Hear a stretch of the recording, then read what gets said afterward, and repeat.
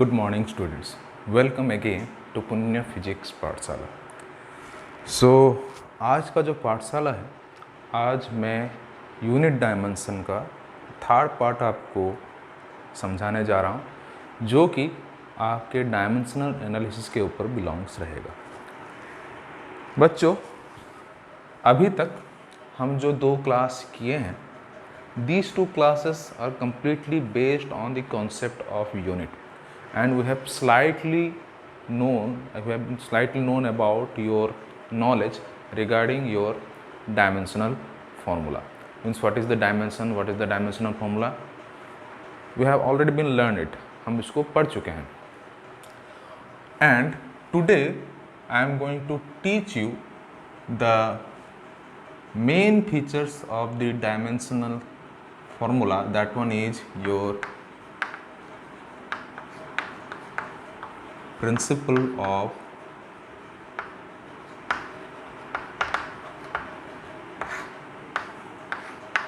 homogeneity.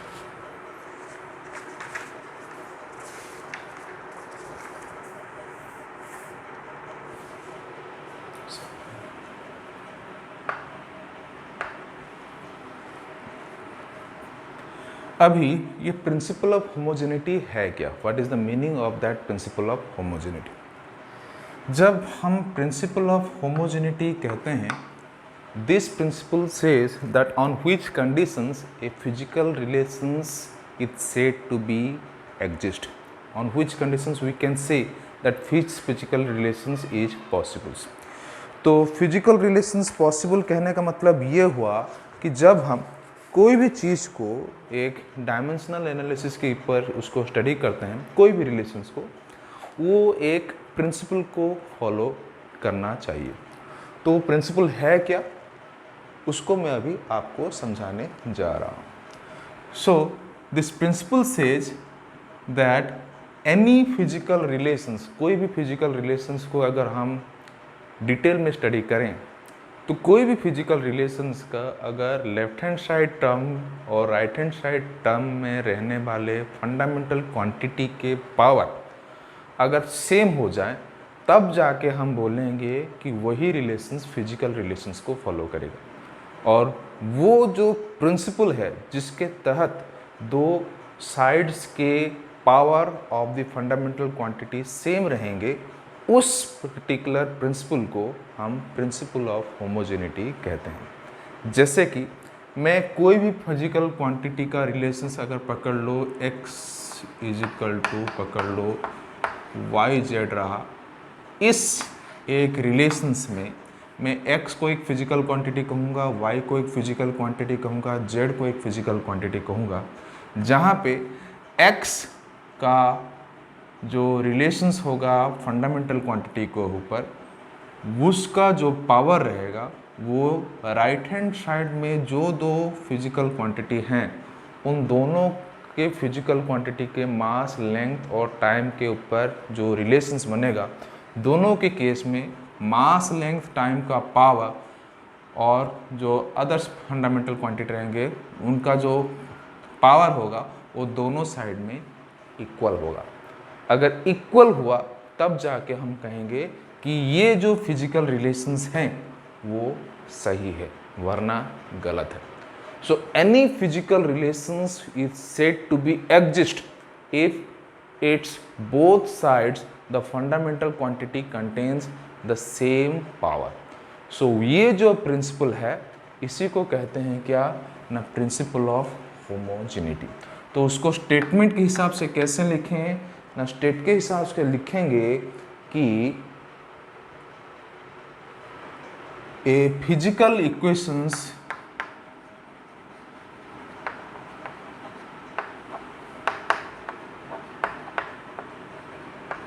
Is said to be correct if the dimensions of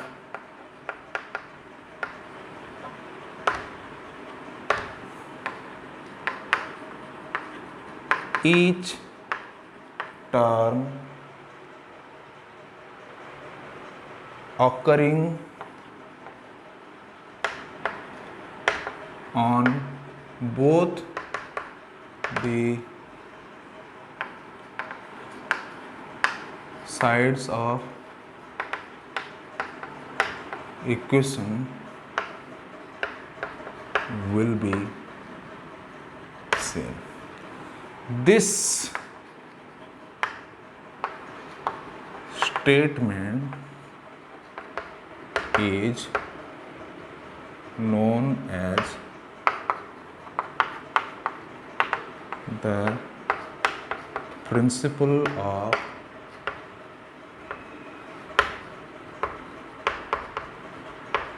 homogeneity. तो ये जो principal of homogeneity है, this principle plays a very major role to explain whether that particular physical relations exist or not. ये जो physical relation है वो exist करेगा या नहीं करेगा. तो existence of the physical relations वो depend किसके ऊपर करता है ना, वो depend करता है अगर वो relations principle of homogeneity को follow करे. तो उस लिहाज से, उस एंगल से अगर हम कोई भी फिजिकल रिलेशंस को देखें, उसका जो प्रिंसिपल ऑफ होमोजेनिटी के ऊपर रिलेशंस को देखें, तो कोई भी फिजिकल रिलेशंस को हम प्रिंसिपल ऑफ होमोजेनिटी को अगर रिलेट करें तो वो जनरली 4 ठो प्रॉपर्टी को शो करेगा, या फिर हम according to the principle of homogeneity हम 4 डिफरेंट प्रिंसिपल को उसी सब 4 डिफरेंट प्रॉपर्टी को उसी एंगल से उसको हम एक्सप्लेन कर सकते हैं. जो डिफरेंट एप्लीकेशंस और प्रॉपर्टी रहेगा उसमें से जो पहला एप्लीकेशंस रहेगा, बच्चों ध्यान से सुनो उसको, एक एप्लीकेशंस कहते हैं to check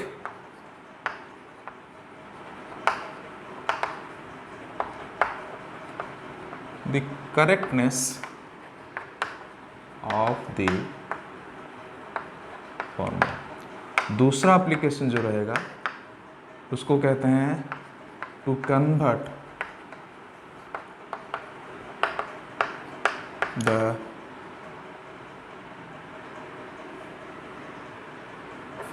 unit from one system to another. जो तीसरा एप्लीकेशन रहेगा उसमें होगा क्या, to know about the dimensional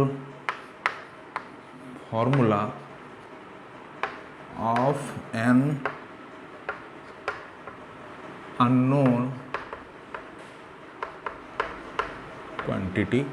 और जो चौथा रहेगा वो होगा क्या ना, to establish the relation among the physical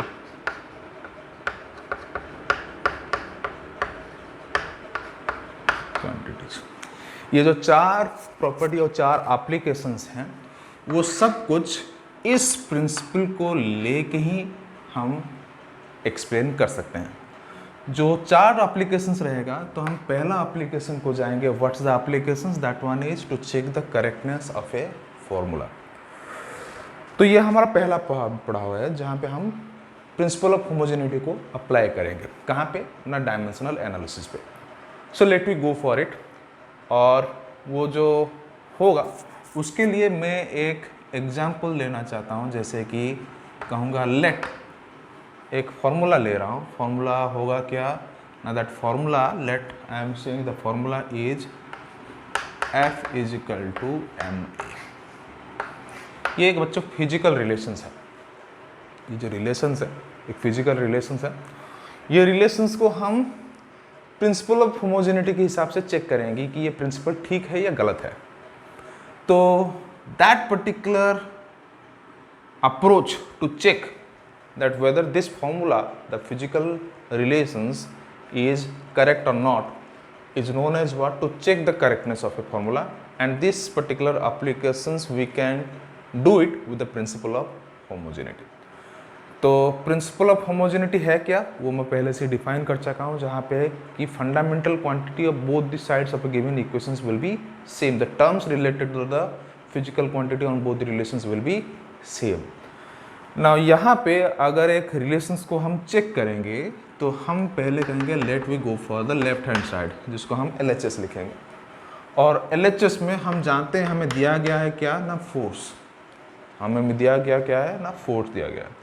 तो फोर्स का हो हम अगर डायमेंशनल फॉर्मूला देखेंगे तो हमें ये मालूम है कि फोर्स का dimensional formula that one is MLT-2 होगा. ये कैसे होगा ना, हम इसको रट्टा मार के देखें कि नहीं यही डायमेंशनल फॉर्मूला है. तो कोई पूछेगा कि ये अगर डायमेंशनल फॉर्मूला है तो वो MA के साथ कैसे इक्वल हो गया. तो उसके लिए मैं राइट हैंड साइड को जाऊंगा, जहाँ पे मैं MA लिखूंगा और मास के लिए डायमेंशनल मतलब कितना होगा ना, वो सिर्फ m दिखाएगा. और एक्सेलरेशंस के लिए क्या होगा ना, मीटर पर सेकंड के हिसाब से, सेकंड स्क्वायर के हिसाब से LT-2 होगा. तो ये होने से हमें मिला क्या ना, MLT-2. तो अभी बच्चों देखो कि हम अगर दो रिलेशंस, दो साइड्स को देखेंगे, लेफ्ट हैंड साइड और right hand side of this particular physical relations को देखेंगे, तो फोर्स का जो फंडामेंटल क्वांटिटी है उसका जो पावर रहेगा, जो टर्म का जो पावर रहेगा, वही पावर हम राइट हैंड साइड में मास लेंथ टाइम के देख रहे हैं. तो यहाँ पे हमें कंक्लूजन क्या मिला कि ये जो रिलेशंस है ये प्रिंसिपल ऑफ होमोजेनिटी को फॉलो कर रहा है. उसी हिसाब से हम कहेंगे क्या ना, left hand side is equal to right hand side, और हम कहेंगे the relation is dimensionally correct. इसको हम कहेंगे क्या ना, ये रिलेशंस डायमेंशनली करेक्ट है. थोड़ा और अलग हट के हम अगर देखें तो मैं और एक एप्लीकेशंस आपको समझाने के लिए कोशिश कर रहा हूँ, ध्यान से देखो. और एक एप्लीकेशंस को अगर हम देखेंगे तो और एक एप्लीकेशंस के हिसाब से मैं एक अलग से एप्लीकेशंस ले रहा हूँ. जैसे कि आपको पूछा जाएगा, अगर पूछा गया पकड़ लो, क्वेश्चंस ये है कि pressure of a liquid to a certain height, ये H-ρg है. ये बच्चों एक रिलेशंस है. आप शायद आप ये बाद में समझेंगे कि ये H-ρg हुआ कैसे, कि हम H-ρg को निकाल कैसे रहे हैं. ये रिलेशंस आप बाद में जानेंगे. तो ये एक रिलेशंस है जो कि लिक्विड प्रेशर को एक्सप्रेस करता है, जहाँ पे एक कंटेनर में कुछ लिक्विड है जिसका हाइट ऑफ द लिक्विड पकड़ लो h है, और जो लिक्विड का डेंसिटी है वो रो लिखा गया है, और एक्सेलरेशन ड्यू टू ग्रेविटी उसके ऊपर अप्लाई हो रहा है. तो इस रिलेशंस को अगर हम देखें कि ये रिलेशंस एग्जिस्ट करेगा या नहीं करेगा, अगर ये रिलेशंस को हम देखेंगे तो यहाँ पे भी हम LHS को जाके पहले प्रेशर का रिलेशंस देखेंगे. प्रेशर का रिलेशंस हम जानते हैं that one is a force by area, जो कि फॉर्मूला हमें मिलेगा क्या ना, ML-1T-2. ये मैं डायरेक्टली लिख रहा हूँ, आप निकाल भी सकते हैं इसको. और ये जो फॉर्मूला है ये प्रेशर का डायमेंशनल फॉर्मूला कहलाएगा. दूसरा जो राइट हैंड साइड का हम निकालेंगे, राइट हैंड साइड हम कहेंगे क्या ना, दैट वन इज H-ρg, जहाँ पे H हाइट को रिप्रेजेंट कर रहा है, इसीलिए उसका जो यूनिट होगा वो मीटर होगा, और डायमेंशन होगा क्या ना L, इनटू डेंसिटी जो है वो मास बाय वॉल्यूम है.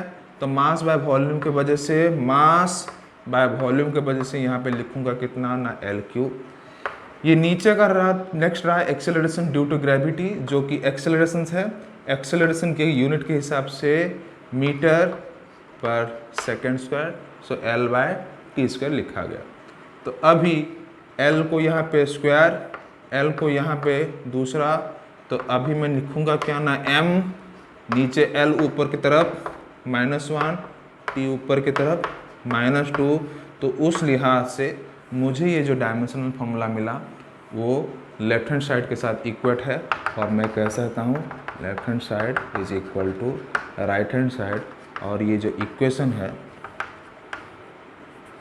Is dimensionally correct.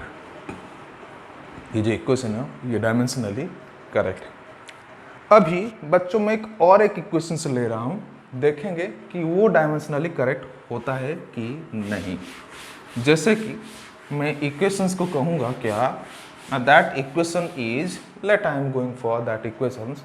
वो इक्वेशंस पकड़ लो, क्वेश्चंस है कि velocity is equal to rho by P.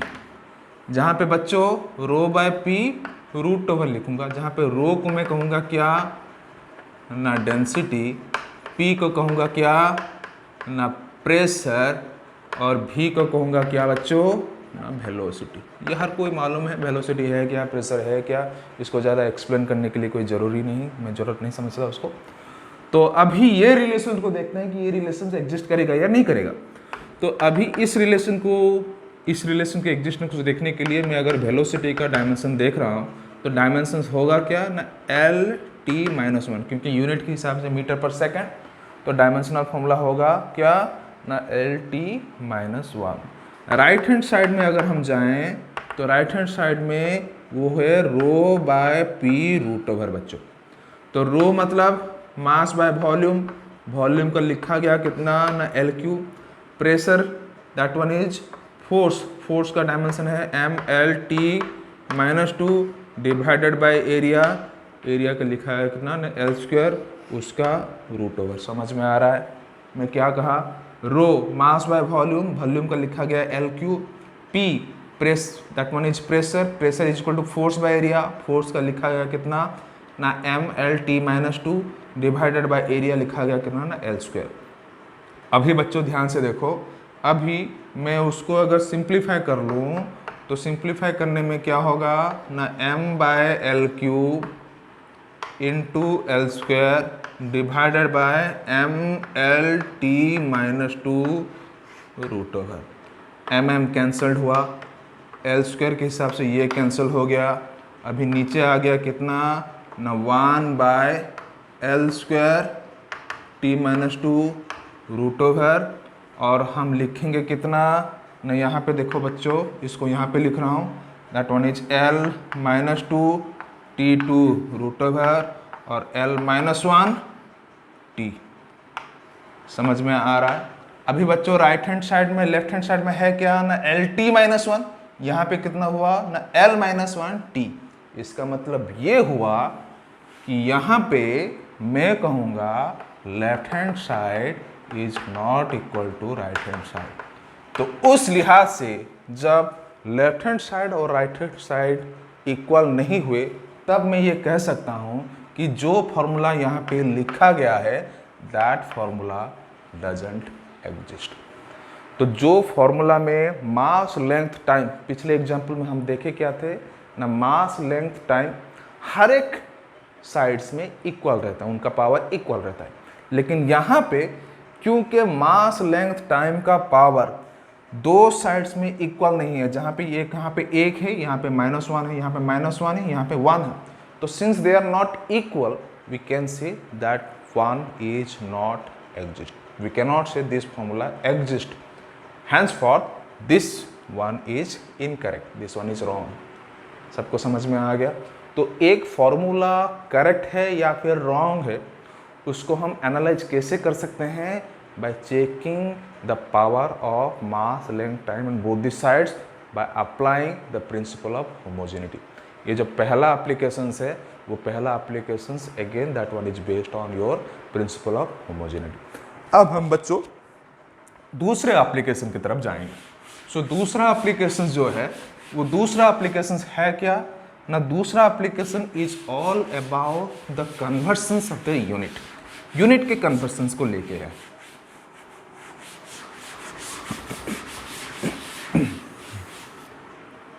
तो यूनिट के कन्वर्शंस को लेके कैसे है, जैसे कि मैं उसको समझाने के लिए मैं पहले हेडिंग लिखता हूं टू कन्वर्ट द यूनिट। मैं पहले लिख लेता हूं टू कन्वर्ट द यूनिट। तो यूनिट के जो कन्वर्शंस हैं उसको समझाने के लिए मैं आपको कुछ कहना चाहता हूँ रिगार्डिंग द फिजिकल क्वांटिटी, जो कि मेरे पहले लेक्चर में था। आप डिस्क्रिप्शन बॉक्स में जाके उस पर्टिकुलर लेक्चर को फिर से देख सकते हैं, या फिर मैं आपको फिर से कह लेता हूँ कि कोई भी फिजिकल क्वांटिटी Q को हम NU के फॉर्मेट में लिख सकते हैं। ये मैं पहले से ही एक्सप्लेन कर चुका हूँ, लेकिन फिर भी और एक बार आपको कह रहा हूँ ताकि समझने में कोई दिक्कत ना हो। तो यहाँ पे जो NU है, यहाँ पे N बच्चों है क्या, आप दे सकते हैं, आप पढ़ के जान सकते हो। आप लिंक दिया गया है डिस्क्रिप्शन बॉक्स में, आप जाके उस लिंक में जाके फिर से यूट्यूब में देख सकते हैं, या फिर मेरे पर्टिकुलरली यूट्यूब चैनल में आप यूनिट डायमेंशंस का पहला लेक्चर जो है वो देख सकते हैं आप। तो वहाँ पे मैं बोला था कि कोई भी फिजिकल क्वांटिटी दो फैक्टर के ऊपर डिपेंड करता है। पहला फैक्टर है क्या ना, उस फिजिकल क्वांटिटी का साइज, और दूसरा फैक्टर है क्या ना, उस फिजिकल क्वांटिटी का यूनिट। तो अगर हम उसमें से कोई एक फैक्टर को भी मिस कर लेंगे तो वो फिजिकल क्वांटिटी को प्रॉपरली डिफाइन नहीं करेगा। जैसे कि मैं कह रहा हूँ ये चौक है, ध्यान से देखो, ये है बच्चों क्या ना, चौक है। कोई मुझे ये पूछे कि ये चौक का लेंथ है कितना, तो मैं सिर्फ यही बोलूँगा कि चौक का लेंथ 6 है, सिर्फ 6, और कुछ नहीं बोल रहा, सिर्फ 6। ये जो डाटा मैं आपको दिया अभी, इस डाटा में मुझे कंप्लीट डाटा में दिया नहीं, तो यहाँ पे मैं ये जो लेंथ के बारे में आपको पूछा और लेंथ के बारे में जो आंसर भी बोला, वो आंसर कंप्लीटली इनकम्प्लीट किया जाएगा, उसको हम इनकम्प्लीट कहेंगे। क्यों इनकम्प्लीट कहेंगे? क्योंकि यहाँ पे सिर्फ साइज दिया गया है, यूनिट दिया नहीं गया है। 6 क्या मीटर होगा, या फिर सेंटीमीटर होगा, या फिर फुट होगा, क्या होगा? तो जब तक आप यूनिट नहीं देंगे, कोई फिजिकल क्वांटिटी को हम प्रॉपर्ली डिफाइन नहीं किए। उसका मतलब यही है कि हम फिजिकल क्वांटिटी को डिफाइन अब तक नहीं किए। बाद में पकड़ लो, कोई भी फिजिकल क्वांटिटी का मैं यूनिट ही दे दिया, मतलब ये लेंथ कितना, मैं कहा मीटर, मीटर मतलब कितना मीटर, वो भी एक क्वेश्चन आ जाएगा। तो इसलिए बच्चों, जब भी कोई फिजिकल क्वांटिटी पूछा जाए, उसमें दो फैक्टर काफ़ी इंपॉर्टेंट है। पहला फैक्टर है क्या ना, उसका साइज, दूसरा फैक्टर है क्या ना, उसका यूनिट। तो उसी एंगल में जब मैं Q = NU लिख रहा हूँ, उसका मतलब है क्या ना, N represents what's the size and U represents what your unit. अभी इसमें एक और लोचा है, खत्म नहीं हुआ है, अभी एक और लोचा है। लोचा है क्या? क्योंकि अगर हम यूनिट दे रहे हैं तो कौन सा यूनिट, वो यूनिट है क्या? तो उसको समझने के लिए मैं कह रहा हूँ, पकड़ लो, कोई तुम्हें ऐसे ही कह लिया कि लेंथ के बारे में तुमको कोई कह लिया 6 मीटर, कोई डाटा तुम्हें दे दिया है, 6 मीटर का डाटा कोई तुम्हें दे दिया है, और 6 मीटर ना कह के कोई तुम्हें कह दिया नहीं, वो 600 सेंटीमीटर है। समझ में आ रहा है बच्चों? मैं कोई डाटा तुम्हें दे दिया हूँ लेंथ का कि ये 6 मीटर का डाटा है, और वही कोई और बंदा कह रहा नहीं ये 6 मीटर नहीं, मैं उसको 600 सेंटीमीटर में लिखना पसंद करूँगा। तो बच्चों, दोनों डाटा जो लिखा गया है, एक का 6 मीटर, दूसरे का 600 मीटर, दोनों एक ही फिजिकल क्वांटिटी को रिलेट कर रहे हैं, दोनों का डाटा सेम है, मतलब मैं कोई डाटा अलग नहीं कह रहा हूँ। लेकिन हाँ, यहाँ पे जो यूनिट लिखा हूँ और जो मतलब डाटा यहाँ पे मतलब लिखा हूँ, दोनों अलग है। कैसे? यहाँ पे बच्चों 6 लिखा हूँ, साइज एक 6 है, दूसरे में है कितना ना 600, एक में यूनिट मीटर है, दूसरे में है कितना ना सेंटीमीटर। तो अगर साइज 6 को N1 लिखा जाए, यूनिट को U1 लिखा जाए, यहाँ पे साइज को N2 लिखा जाए, यूनिट को U2 लिखा जाए, तो कंबाइनली बच्चों दोनों एक ही फिजिकल क्वांटिटी को रिलेट करते हैं। लेकिन अगर सेपरेटली देखा जाए तो N1 is not equal to N2, दोनों का अमाउंट, दोनों का वैल्यू सेम नहीं है। तो इसीलिए कोई भी फिजिकल क्वांटिटी जो कि मैं साइज और यूनिट के हिसाब से लिख रहा हूँ, अगर उसको डिफरेंट यूनिट के सेगमेंट से उसको अगर लिखा जाए तो मैं उसको इस तरह से लिखूंगा। मैं उसको लिखूंगा कैसे बच्चों? इस तरह से लिखूंगा। तो हैंस फॉर कोई भी फिजिकल क्वांटिटी अगर हम यूनिट के हिसाब से रिप्रेजेंट करें तो यूनिट के हिसाब से हम उसको कैसे रिप्रेजेंट करेंगे ना, Q = N1 U1 = कितना होगा बच्चों ना, N2 U2। Q कितना हुआ बच्चों? N1 U1 = कितना हुआ? N2 U2। यहाँ पे और एक मतलब समझने का काफ़ी इंपॉर्टेंट टॉपिक है, वो है क्या? जब हम यूनिट कह रहे हैं बच्चों, U1 कह रहे हैं या फिर U2 कह रहे हैं, that unit represents that how many fundamental quantity is related with the respective physical quantity. कैसे ना कोई पकड़ लो, ये कह ले कि यूनिट हम मीटर पर सेकंड कह रहे हैं, कोई ये कह ले कि यूनिट को हम मीटर पर सेकंड कह रहे हैं। तो अगर मीटर पर सेकंड को यूनिट कहा जाए तो मीटर रिप्रेजेंट्स करेगा किसको? ना लेंथ को। सेकंड रिप्रेजेंट्स करेगा किसको? ना टाइम को। तो कोई भी यूनिट को हम अगर कंसिडर करें तो हम उस यूनिट से पर्टिकुलर फिजिकल क्वांटिटी का डायमेंशन निकाल सकते हैं। मतलब मीटर पर सेकंड है किसका यूनिट? ना हम जानते हैं ये वेलोसिटी का यूनिट है, और हम सिंपली यूनिट से उस फिजिकल क्वांटिटी का डायमेंशन निकाल रहे हैं। तो unit plays a very major role to explain that what should be the dimensional formula of the respective physical quantity. तो यहाँ पे बच्चों अगर मैं मीटर पर सेकंड लिखूं तब भी जो डायमेंशनल फॉर्मूला रहेगा, अगर यूनिट को मैं चेंज कर लूँ अलग सिस्टम पे, जैसे कि मैं सेंटीमीटर पर सेकंड लिख लिया, तो वही डायमेंशनल फॉर्मूला मैं रिप्रेजेंट करूंगा। इसका मतलब हुआ क्या? ना सिस्टम यूनिट जो भी हो, वो एमकेएस हो या सीजीएस हो या एफपीएस हो, ना कि ऐसा ही हो। मैं कहा सिस्टम ऑफ यूनिट जो भी हो, ये एमकेएस हो सकता है, सीजीएस हो सकता है, एफपीएस हो सकता है, लेकिन जो भी सिस्टम ऑफ यूनिट हो वही सिस्टम ऑफ यूनिट हमेशा एक ही डायमेंशनल फॉर्मूला को रिप्रेजेंट करेगा। जैसे कि यहाँ, जैसे कि मीटर पर सेकंड लिखा, डायमेंशनल फॉर्मूला हम यहाँ पे निकाल रहे हैं LT-1। सेंटीमीटर पर सेकंड लिखा, मुझे वही डायमेंशनल फॉर्मूला मिल रहा है। हाँ, प्रॉब्लम या फिर डिफरेंस यही है कि यहाँ पे जो यूनिट में लिख रहा हूँ, यहाँ पे यूनिट कोई अलग सिस्टम का है। सो उसको अगर हम वहाँ पे डालें, कौन सा रिलेशन, मैं यहाँ रिलेशन पे अगर डालें तो कैसे होगा बच्चों? सो ध्यान से सुनो। अगर ये रिलेशंस को मैं इक्वेशंस 1 बोलूँ, तो अभी कोई भी फिजिकल क्वांटिटी को अगर N1 U1 को अगर हम पकड़ लें डायमेंशनल फॉर्मूला के हिसाब से M1 L1 T1, तो अभी N2 U2 को भी हम देखेंगे क्या ना M2 L2 T2, क्योंकि दोनों का डायमेंशनल फॉर्मूला सेम होगा, तो उसका मतलब दोनों के लिए पावर भी बच्चों क्या होगा ना सेम होगा। लेकिन यहाँ पे मास लेंथ टाइम हम अलग लिखे हैं। क्या मतलब? यहाँ पे M1 लिखे हैं, यहाँ पे M2 लिख रहे हैं। क्यों लिखे हैं?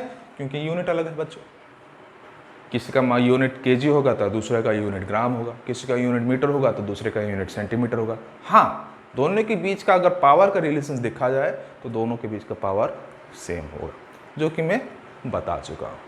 तो अभी यहाँ पे मुझे कोई ये पूछे कि N1 को हम लिखेंगे कैसे, ना that N1 is equal to how much, that one is M2 by M1 whole into N2 to the power A, L2 by L1 to the power B, T2 by T1 to the power C। ध्यान से देखो, M2 by M1 दोनों का common power हो गया कितना ना A, L2 by L1 दोनों का कॉमन पावर हो गया कितना ना B, T2 बाय T1 दोनों का कॉमन पावर हो गया कितना बच्चों C। यहाँ पे अगर कोई मुझे पूछे कि N2 को कैसे लिखा जाए, तो मैं लिखूंगा N1 M1 by M2 to the power A, L1 by L2 to the power B, T1 by T2 to the power C। तो अभी ये जो दोनों इक्वेशंस मिला बच्चों मुझे, इस इक्वेशंस को आप लिख लीजिए। वीडियो पॉज लगाइए, मैं थोड़ा साइड हो जा रहा हूँ। वीडियो पॉज लगाइए, अभी पॉज लगाइए, देखिए इक्वेशंस क्या लिखा गया है, टोटल को आप लिख लीजिए, क्योंकि बाद में अगर इस पर्टिकुलर एप्लीकेशंस को मैं गया, इस पर्टिकुलर एप्लीकेशन को मैं अगर आपको समझाने के लिए प्रोसेस किया, तो उसके बाद आपको समझने में जैसे कोई दिक्कत ना हो। तो that one is N1 I have written this way, N2 I have written this way, and that one is very helpful to convert the system, that means to convert the unit from one system to another. So this is what the way we can do it, and let me move on for it. And कैसे move करेंगे उसको? तो उसको move करने के लिए बच्चों मैं अभी एक एग्जाम्पल ले रहा हूँ।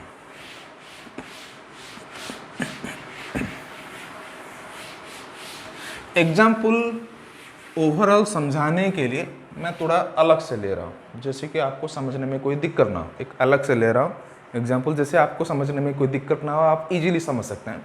कोई भी एग्जाम्पल, कोई भी क्वेश्चन अगर आपको दिया गया तो आप इसको इजीली सॉल्व कर सकते हैं। तो उसके लिए मैं कह रहा हूँ कि मुझे कोई फिजिकल क्वांटिटी दिया गया है, लेट ए फिजिकल क्वांटिटी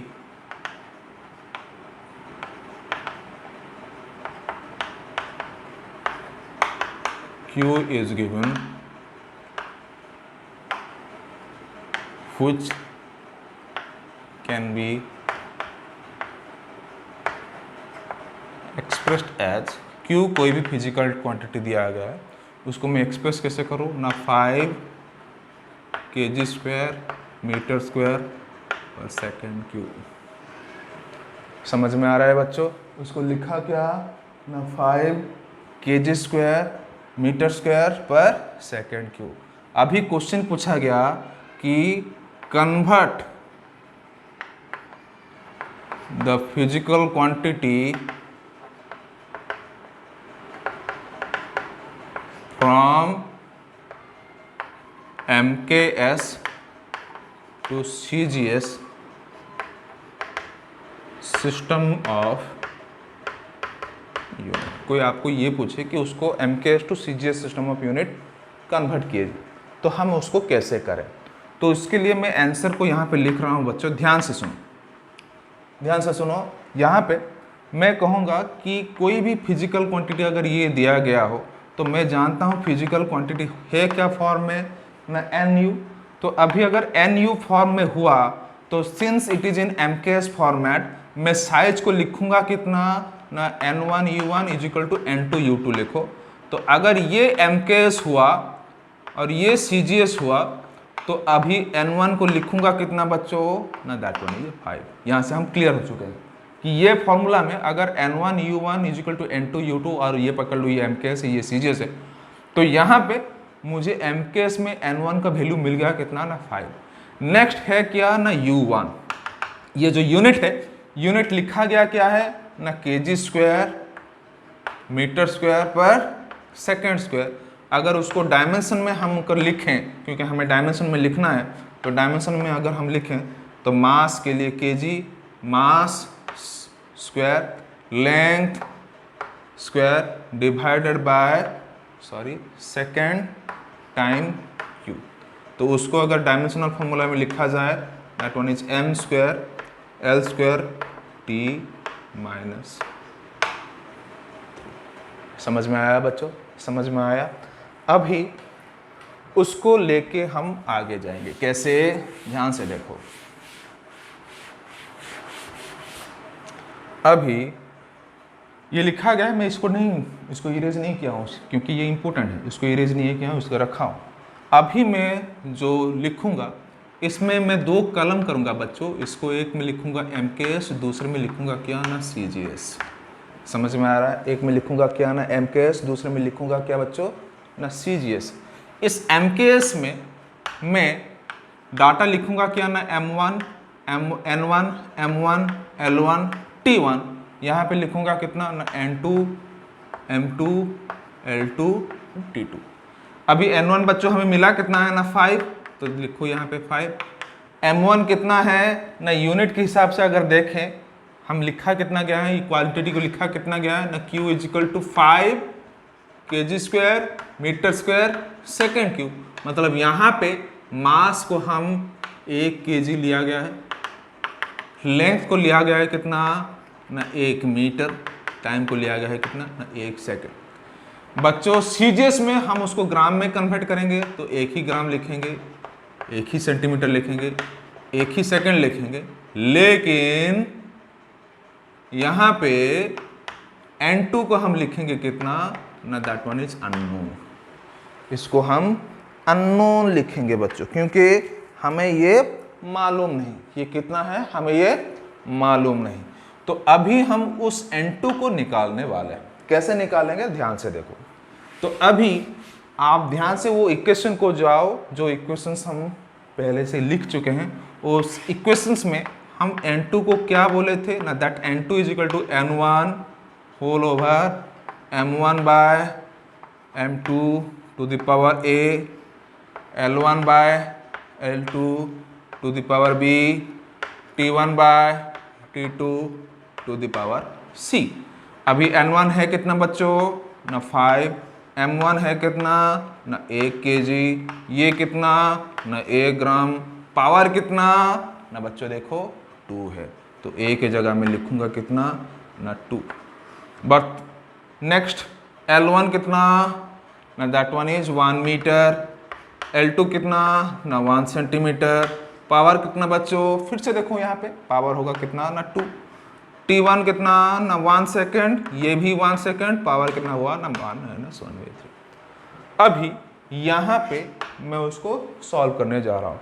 जैसे कि अभी मुझे N2 लिखना पड़ेगा, यहाँ पे N2 नीचे लिख रहा हूँ ताकि आपको दिखाई दे, N2 लिखूंगा और kg के जगह में लिखूंगा कितना ना 10 टू द पावर 3 ग्राम, नीचे 1 ग्राम, टू द पावर होगा कितना ना 2, नीचे 10 टू द 2 सेंटीमीटर, वहाँ पे 1 सेंटीमीटर, पावर होगा कितना बच्चों ना 2, वहाँ पे 1 सेकेंड, 1 सेकेंड, पावर है कितने 3, तो ये कैंसिल हो गया बच्चों, सेंटीमीटर सेंटीमीटर कैंसिल हो गया, ग्राम ग्राम कैंसिल हो गया, सॉरी यहाँ पे N2 को N1 की जगह लिखूंगा कितना ना 5, तो यहाँ पे 5 लिखा गया बच्चों, 10 टू द पावर 3 2, तो ये 10 टू द 5 हो गया, 10 टू द 2 ये 2, ये 4 हो गया, जो भी मिलेगा मुझे ये कहा जाएगा क्या ना यूनिट है। तो उसके बाद मैं 5 इंटू 10 टू द पावर 9 लिखा जो कि N2 है, उसका मतलब ये हुआ कि जो मैं यहाँ पे 5 kg² इन मीटर स्क्वायर पर सेकेंड क्यों लिखा हूँ, उसको अगर इस फॉर्मेट में लिखा जाए तो N2 के जगह लिखूंगा कितना ना 5 into 10 to the power 9, kg के जगह ग्राम स्क्वायर, मीटर के जगह सेंटीमीटर स्क्वायर, नीचे सेकेंड क्यूब। तो समझ में आया बच्चों हम किस तरह से उसको कन्वर्ट कर सकते हैं। So this is all about the conversion of a unit from one system to another.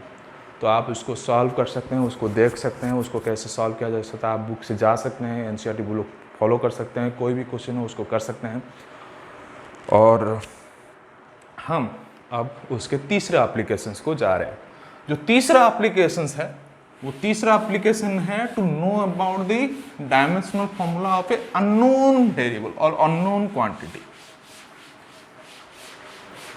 तो वो जो अननोन है उसको हम अब जानने वाले। वो जो अननोन कहा जा रहा है वो अननोन को हम कैसे निकालेंगे। तो जो अननोन को हम निकालेंगे तो अननोन के लिए हम कुछ भी रिलेशंस हम उसको ले सकते हैं, जैसे कि आप f is equal to GMM/r² लें या कुछ भी, हम उस अननोन को हम ले सकते हैं।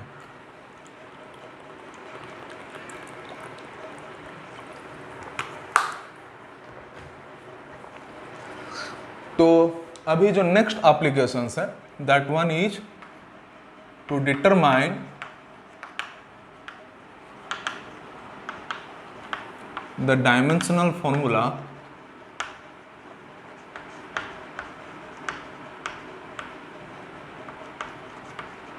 of an unknown quantity।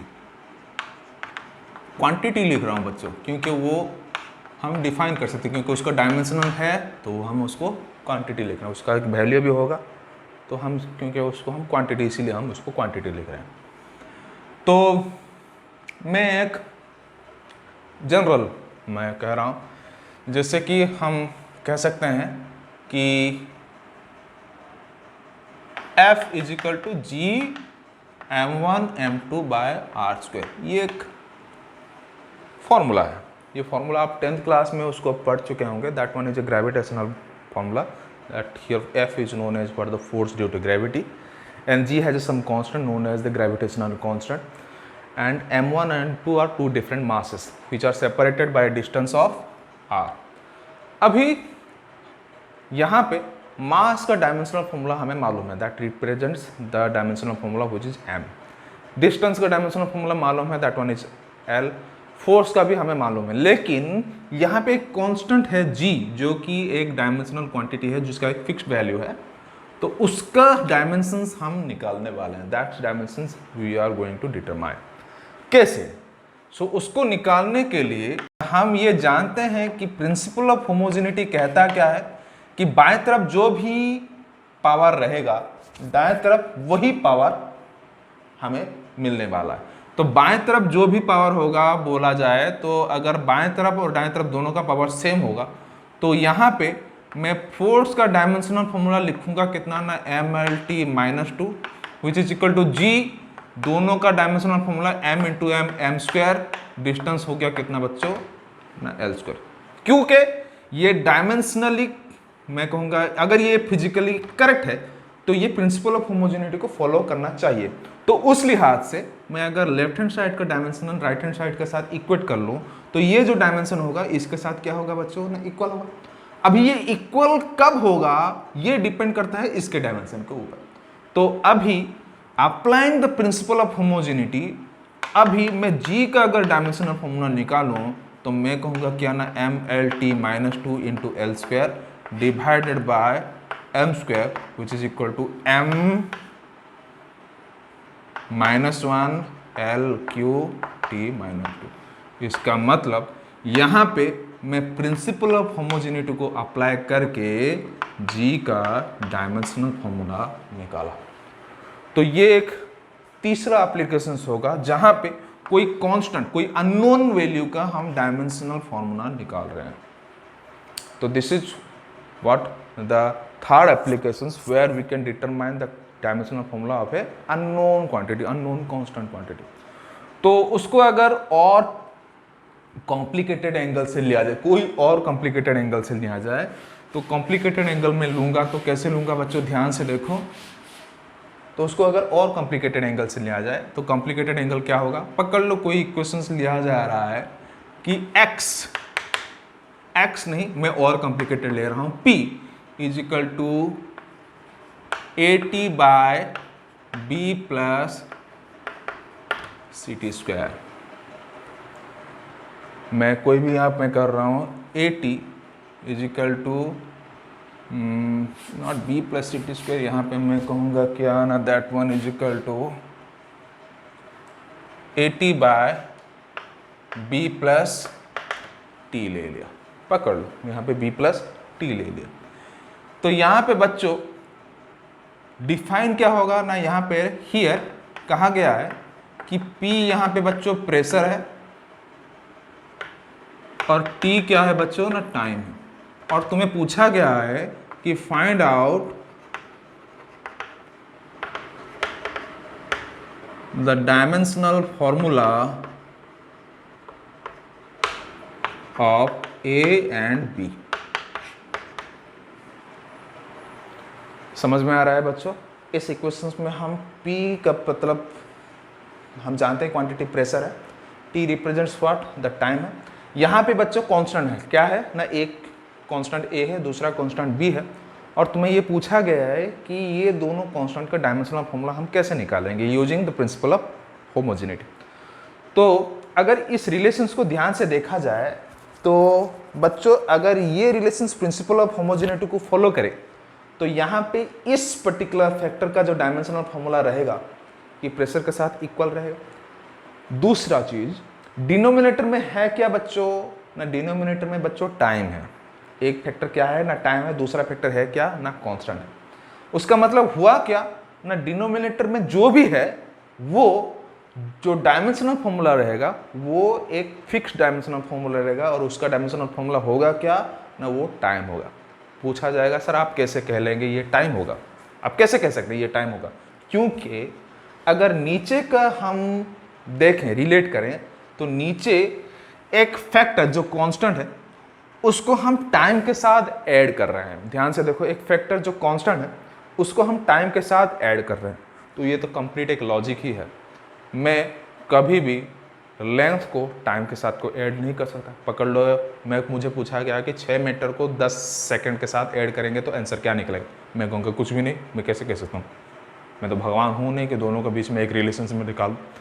तो ओब्वियसली यहाँ पे अगर टाइम के साथ कोई अगर कांस्टेंट को हम ऐड कर रहे हैं, इसका मतलब ये हुआ कि जो भी कांस्टेंट उसके साथ ऐड हो रहा है वो जरूर ही एक टाइम ही होगा।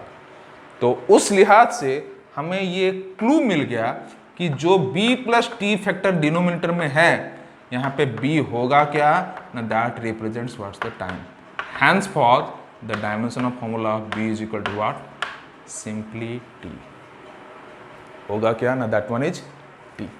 सो अभी ये हो गया बच्चों क्या ना, t हो गया। तो अभी हम उस रिलेशन को अगर देखें तो p is equal to A T, नीचे मिल गया क्या ना t, क्योंकि b का डायमेंशन ऑफ फॉर्मूला t है। तो अभी यहाँ पे टी हो गया बच्चों क्या ना, कैंसल्ड। तो a हो गया क्या ना p, मतलब a का डायमेंशन ऑफ फॉर्मूला क्या होगा ना, प्रेशर के साथ इक्वल होगा। That I can write this one. तो दिखता है कॉम्प्लिकेटेड लेकिन है बहुत इजी, उसमें थोड़ा सा लॉजिक होना काफ़ी ज़रूरी है। तो इसी तरह से हम प्रिंसिपल ऑफ होमोजेनिटी को अप्लाई करके किसी भी कांस्टेंट को डायमेंशन ऑफ फॉर्मूला निकाल सकते हैं। So this is what the last one and this is what the third one where we have represent, where we have calculate the dimension of formula of a constant. अभी बच्चों last applications है, जो applications हमें कोई भी physical relations, कोई भी fundamental कोई भी फिजिकल क्वांटिटी के बीच का रिलेशंस को हम कैसे एस्टेब्लिश करें उसके बारे में। So let we go for it. That one is equal to your fourth applications और the properties.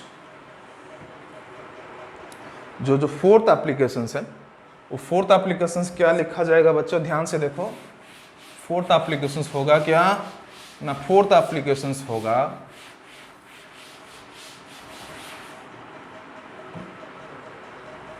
to establish the relations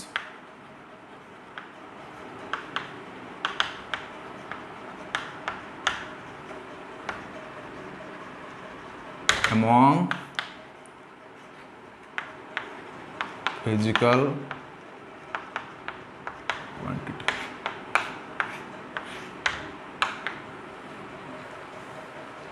इसको हम एक्सप्लेन करने के लिए पकड़ लो, मैं एक कह रहा हूँ क्वेश्चंस जहाँ पे ये कहा गया है कि the time period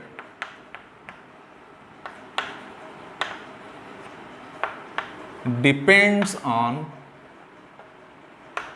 length and acceleration due to gravity। Establish the relation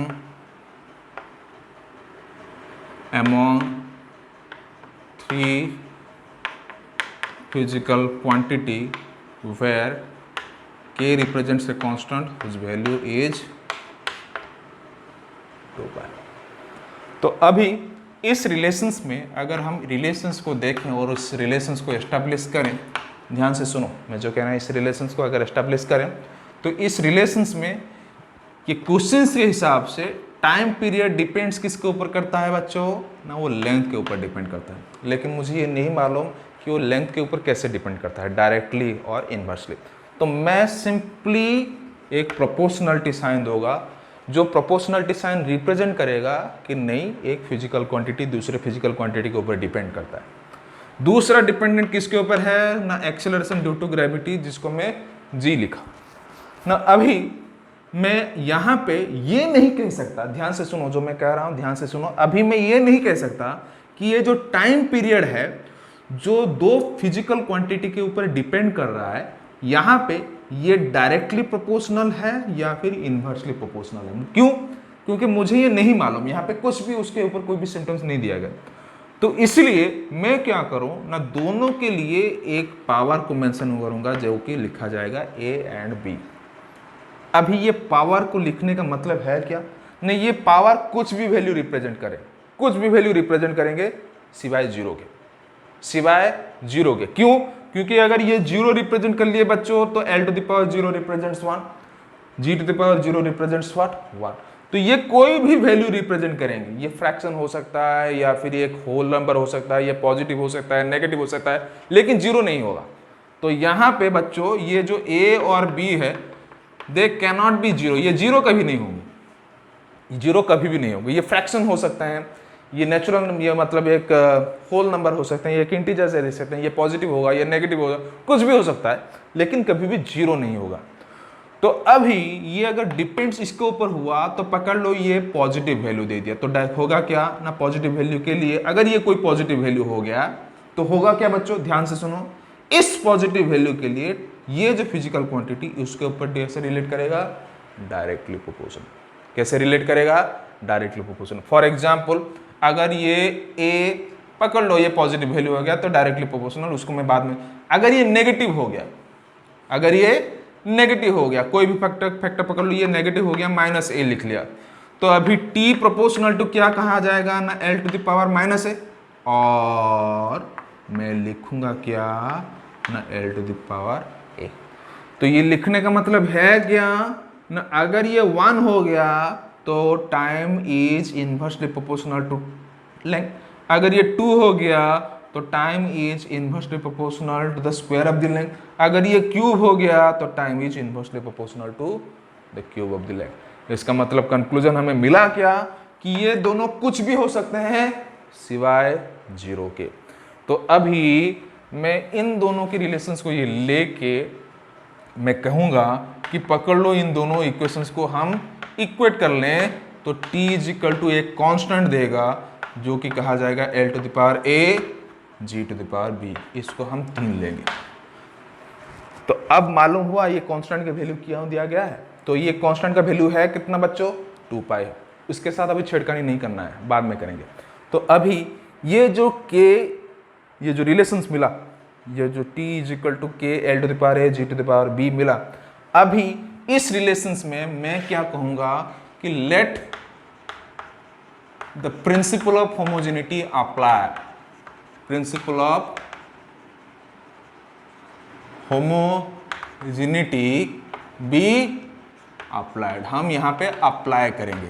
तो अगर अप्लाई किया जाएगा तो देखो बच्चों होगा क्या ना, लेफ्ट हैंड साइड का जो भी डायमेंशनल फॉर्मूला होगा राइट हैंड साइड का होगा क्या ना सेम, क्योंकि प्रिंसिपल ऑफ होमोजेनिटी यही कहता है कि दाएं तरफ जो भी पावर रहेगा फंडामेंटल क्वांटिटी का, बाएं तरफ एग्जैक्टली सेम रहेगा।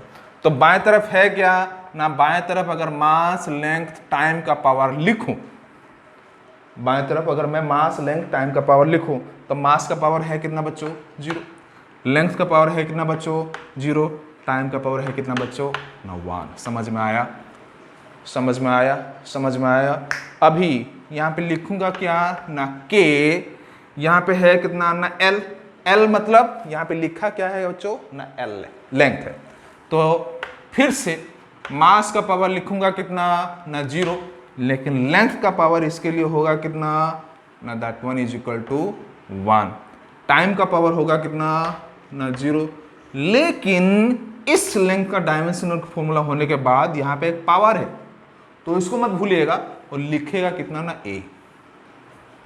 ध्यान से सुनो और उसको प्रॉपर्ली एग्जीक्यूट करो, लिखोगे कितना ना, a।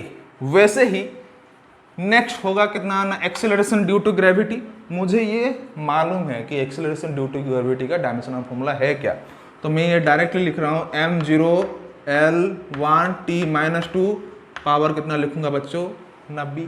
समझ में आ रहा है, समझ में आ रहा है।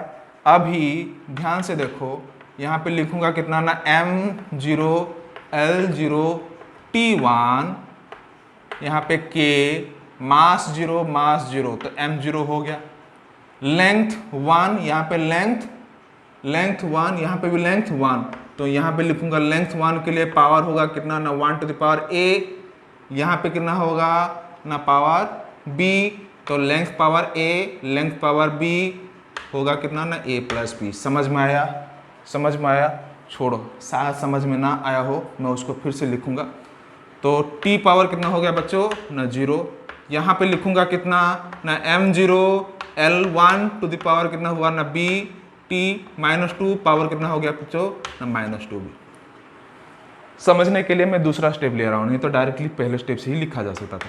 तो मैं उसको लिखूंगा कितना ना, m0 l0 t1, ध्यान से देखो k का वैल्यू वैसे ही लिखा जाए, m0 la एल बी दोनों मल्टीप्लाई होंगे तो पावर हो जाएगा क्या ना ऐड। फिर से टाइम 0 टाइम -2b तो लिखूंगा कितना ना -2b। तो अभी बच्चों ये प्रिंसिपल ऑफ होमोजेनिटी के हिसाब से रिलेशंस मिल गया। प्रिंसिपल ऑफ होमोजेनिटी के हिसाब से मुझे क्या मिल गया ना रिलेशंस मिल गया। अभी इन दोनों को अगर कंपेयर किया जाए तो मास का पावर 0 है, मास का पावर 0 है, लेंथ का पावर 0 है, यहाँ पे कितना है बच्चों a प्लस बी। उसका मतलब क्या हुआ ना a plus B is equal to 0, क्योंकि ये प्रिंसिपल ऑफ होमोजेनिटी को तो फॉलो करेगा। तो उस लिहाज से अगर यहाँ पे 0 है तो ये जरूर 0 होना चाहिए। तो a प्लस बी को लिखा कितना ना 0। यहाँ पे है कितना ना -2b, यहाँ पे है कितना ना 1, तो इसके लिए ये भी इक्वल होगा तो -2b के लिए लिखा कितना ना 1। तो अभी ध्यान से देखो रिलेशंस को कैसे लिखा जाएगा। तो यहाँ पे जो -2b इज इक्वल टू 1 हुआ तो बच्चों यहाँ पे b इज इक्वल टू कितना होगा ना -12। कैसे ना b इज इक्वल टू नीचे से -12। a plus B is equal to 0 है बच्चों। अगर b -12 हो गया तो a कितना हो जाएगा बच्चों ना हाफ। तो उस हिसाब से मुझे a और b का वैल्यू मिल गया। तो अभी फिर से वही इक्वेशन जाते हैं, लिखते हैं क्या ना t is equal to K L to the power a G to the power b। जो पहले हम इक्वेशंस गए थे उस इक्वेशंस को फिर से जाते हैं। तो अभी k का पावर लिखते हैं कितना ना 2 पाई। अभी l पावर a है कितना ना हाफ, g b का है कितना वैल्यू ना -12। अभी हम लिखेंगे कितना ना t इज इक्वल टू बच्चों थोड़ा सिंप्लीफाई कर लेता हूँ 2 pi l to the power half g to the power -12 और t is equal to 2 pi half मतलब √ओवर ऑफ l बाय g। तो ये हमारा डिजायर्ड इक्वेशंस हुआ। तो अभी l to the power half √over g to the power half sorry minus यहाँ पे g to the power half √over so total √over आराम से लिख लिया गया। तो यहाँ पे हमें जो इक्वेशंस मिला ये होगा क्या ना एक डिजायर्ड इक्वेशंस। तो उस डिजायर्ड इक्वेशंस के हिसाब से हम एक फॉर्मूला को एस्टेब्लिश कर सके। कैसे? By using the principle of homogeneity. तो ये बच्चों प्रिंसिपल ऑफ होमोजेनिटी था और उसका एप्लीकेशंस था। तो उस हिसाब से आज हम डायमेंशन यूनिट डायमेंशन को पूरा कंप्लीट कर लिए। हाँ, एक चीज़ मैं भूल रहा हूँ, वो है क्या ना, हमेशा अगर डायमेंशनल फॉर्मूला पूछा जाए कि सब रिलेशंस का होगा क्या, तो नहीं, डायमेंशनल फॉर्मूला का भाई कोई लिमिटेशंस है। तो क्या लिमिटेशंस है वो मैं अभी आपको कहने जा रहा हूँ, ध्यान से सुनिएगा। पहला लिमिटेशंस ये है कि कोई भी फिजिकल रिलेशंस, ध्यान से सुनिए, कोई भी फिजिकल रिलेशंस अगर मोर देन 3 क्वांटिटी के ऊपर रिलेट करेगा तो उसको हम डायमेंशनल फॉर्मूला से निकाल नहीं सकते। कोई भी रिलेशंस अगर मोर देन 3 फिजिकल क्वांटिटी के ऊपर डिपेंड करेगा तो उसको हम डायमेंशनल फॉर्मूला से निकाल नहीं सकते।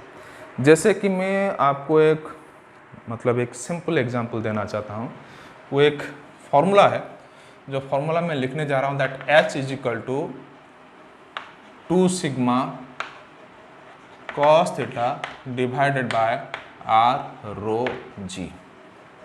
ये एक फिजिक्स का एक रिलेशंस है, आप पढ़ेंगे इसको, हम फ्लूइड मैकेनिक्स में पढ़ेंगे, जहाँ पे हम एक लिक्विड अगर फ्लो किया करे, कोई एक टनल में फ्लो करे, तो उसके प्रॉपर्टी को हम जब डिस्कस करेंगे तो ये एक फॉर्मूला हम डील करेंगे, जो कि हम धीरे धीरे जब सब्जेक्ट प्रोसीड होता जाएगा हम ये पर्टिकुलर फॉर्मूला को हम समझने के लिए कोशिश करेंगे।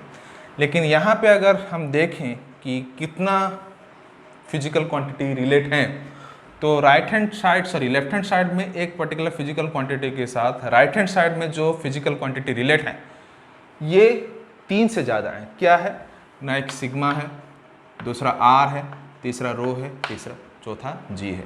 मतलब ये चारों फिजिकल क्वांटिटी रिलेट करते हैं इस पर्टिकुलर रिलेशंस में।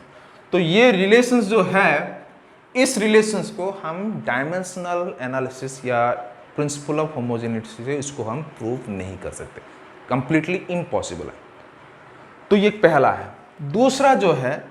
दूसरा फैक्टर है, कोई भी अगर फिजिकल इक्वेशंस, कोई भी फिजिकल इक्वेशंस अगर आप ट्रिगोनोमेट्रिक फंक्शंस या फिर एक्सपोनेंशियल फंक्शंस या फिर लॉगरिदमिक फंक्शंस के साथ रिलेट किया जाए, कोई भी रिलेशंस को अगर हम उस लॉगरिदमिक फंक्शंस के हिसाब से अगर रिलेट करें तो एंटायर रिलेशंस को हम डायमेंशनल एनालिसिस मतलब प्रिंसिपल ऑफ होमोजेनिटी से उसको एक्सप्लेन नहीं कर सकते। जैसे कि एक फॉर्मूला है, मैं कहूँगा work done is equal to, ये आप हीट चैप्टर में पढ़ेंगे, that one is R T लॉन, मैं कहूँगा that one is P2 bye P1, ये एक फॉर्मूला होगा जहाँ पे लॉन मतलब मैं कहूँगा लॉगरिदमिक फंक्शंस है, यहाँ पे यूज किया गया है। इसको हम डायमेंशनल एनालिसिस से हम उसको प्रूव नहीं कर सकते। तीसरा, ये पहला था जहाँ पे हम फिजिकल क्वांटिटी मोर देन 3 ले रहे हैं। दूसरा जहाँ पे हम ये कह रहे हैं कि कोई अगर ट्रिगोनोमेट्रिक फंक्शन है, जैसे कि यहाँ पे एक ट्रिगोनोमेट्रिक फंक्शन है, ट्रिगोनोमेट्रिक फंक्शंस हो या फिर लॉगरिदमिक फंक्शंस हो, उसको हम रिलेट नहीं कर सकते। तीसरा ये है कि कोई भी फिजिकल रिलेशंस को हम ये नहीं कह सकते ये कंप्लीटली ठीक होगा by proving it with the dimensional analysis. हम कोई फिजिकल रिलेशंस को डायमेंशनल एनालिसिस के हिसाब से प्रूफ करके ये नहीं कह सकते कि यही फॉर्मूला ठीक है और हमेशा ठीक ही होगा, करेक्ट ही होगा। कैसे कि पकड़ लो, मुझे कोई ये कहा कि kinetic energy is equal to half mv² है, ये एक रिलेशन से एक इक्वेशन है जो कि करेक्ट है और उसको मैं प्रिंसिपल ऑफ होमोजेनिटी अप्लाई करके उसको करेक्ट प्रूफ भी कर सकता हूँ। लेकिन कोई बंदा मुझे ये बोले कि kinetic energy is equal to 2mv² होगा, तो वहाँ पे भी डायमेंशनल फॉर्मूला अगर डालूंगा तो ये भी करेक्ट निकलेगा। क्यों निकलेगा? क्योंकि हम यहाँ पे कांस्टेंट को अप्लाई नहीं करते, हम यहाँ पे कहते हैं कि constant has no dimension at all, it is dimensionless. तो उस लिहाज से अगर दोनों इक्वेशंस को देखा जाए, दोनों डायमेंशनली करेक्ट हैं, लेकिन इक्वेशन के हिसाब से ये करेक्ट है, ये रॉन्ग है। तो कोई इक्वेशंस को अगर एक फॉर्मूले को अगर कंप्लीटली ठीक कहा जाए तो that one can not be prove with the help of your principle of homogeneity. So ये जो लिमिटेशंस है वो काफ़ी इंपॉर्टेंट लिमिटेशंस हैं और ये लिमिटेशंस हर किसी को अब जानना बहुत ज़रूरी है to follow the principle of homogeneity.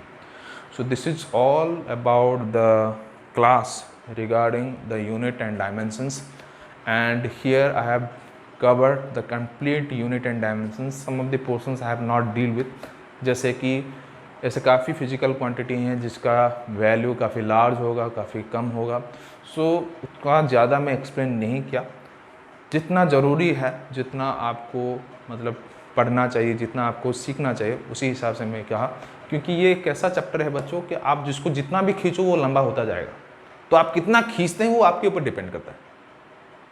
मैं जैसे च्युइंगम को खींचता हूँ, मैं कितना खींचूंगा, जितना भी लंबा हो जाए मैं उसको खींचता जाऊँ। तो वैसे ही फिजिक्स में एक ऐसे लेवल है जिसका आप जितना भी खींचे वो इतना ही लंबा होता जाएगा।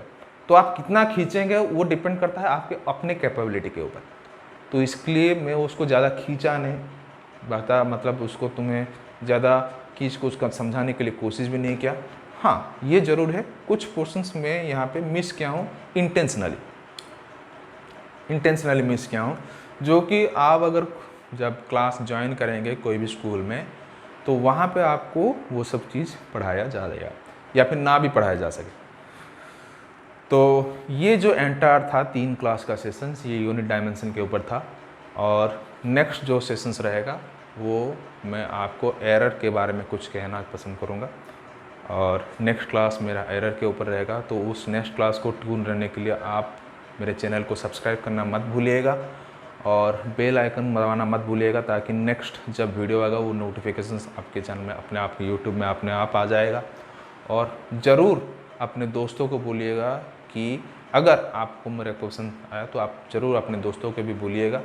तो उसके साथ मैं अपना क्लास यहीं पे ख़त्म करता हूँ। Hope you have enjoyed the class a lot और मेरा नेक्स्ट क्लास के लिए तब तक के लिए मुझे इजाज़त दीजिए। नमस्ते, बाय।